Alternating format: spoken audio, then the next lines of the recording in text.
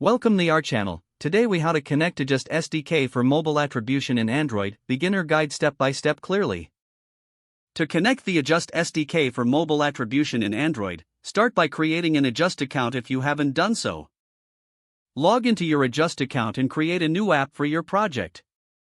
Once your app is created, you'll be provided with an app token. Next, open your Android project in Android Studio. In your project, locate the build.gradle file for the app module. Add the Adjust SDK dependency to the dependencies section of your build.gradle file.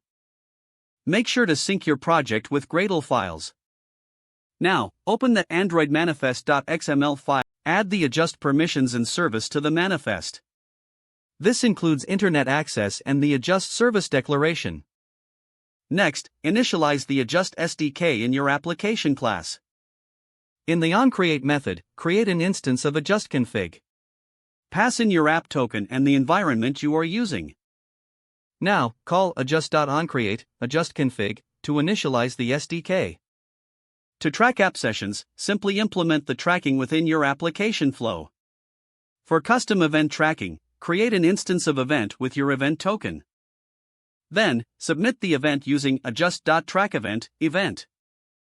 Test the implementation by running your app. Check your Adjust dashboard for incoming data after you trigger the SDK. Make necessary adjustments based on the test data and feedback. Following these steps will set you up for mobile attribution with Adjust SDK in Android. If the page does not load, refresh the browser or try again in a private or incognito window. Make sure you are using the correct email address, then retype it carefully to avoid small typos.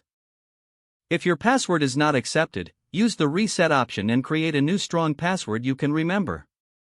Check your spam folder for verification or security emails, then complete any requested confirmation steps.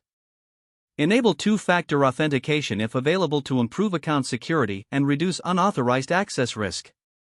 After signing in, review your profile details so your contact information and settings are accurate and current. If you see an error message, note it down and try again after restarting your device and internet. Don't forget to like this video and subscribe to our channel for more step-by-step tech guides.